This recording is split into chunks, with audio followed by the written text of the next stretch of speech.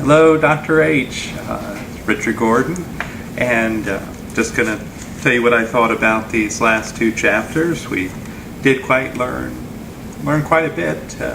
Learned about Zumura and his three henchmen, or the four horsemen of the apocalypse. All that they can do. And of course, we've found out that Dunia is the sky fairy. She is, her father gets poisoned there, the emperor of Kiristan. They are on the mount, and she might be in charge now. But I thought one of the passages I might highlight was found on page 154, and I'll think about how it might be fitting into this story or where I'm thinking it might be going. And 154, the second full paragraph. At the beginning of all love, there is a private treaty each of the lovers make with himself or herself, an agreement to set aside what is wrong with the other for the sake of what is right. It's pretty true. That's a pretty good line there. Love is spring after winter. It comes to heal life's wounds inflicted by the unloving cold.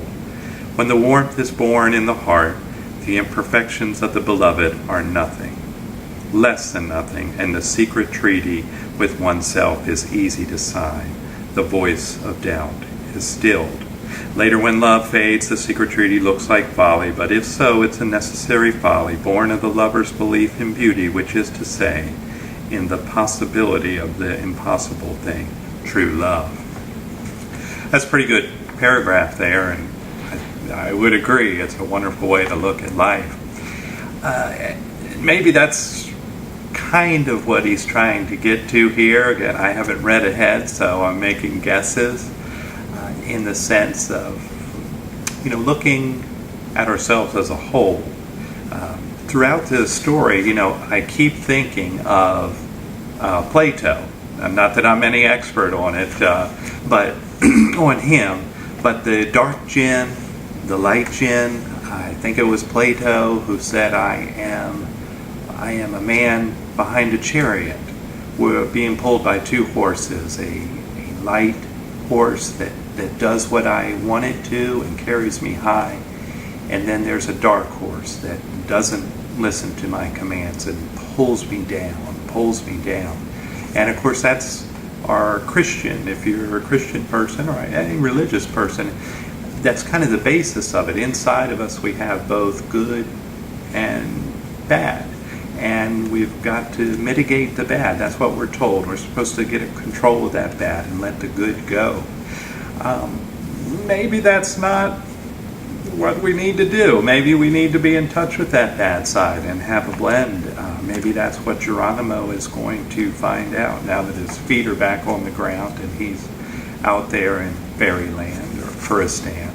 But there's one other thing I wanted to mention, and this might be way off base. There is a lot of sleeping going on in this book. Not like relations, but like physical slumbering, sleeping. We're told back on 138 that these terrible dark jinns, the four tough ones, they just get tired. They have to sleep for a long time, and it makes me feel good because that's the way I feel most of the time. But also, we see Geronimo sleeping. We've got the two philosophers who are dead and gone. They're asleep. And yet they're still talking. We find, a lot of people are sleeping, and I don't know if that's kind of a instance that part of us is asleep, and we need to get in touch with that. We need to be awake with everything. But I'll end up with what I thought was the best line in this passage, and that was when Oldcastle hears Alexandra scream, and he realizes that he cannot touch the ground, and he says, I am going to kill that bastard hedge clipper. That was a pretty good line. So, thanks a lot. Okay, see you on Tuesday.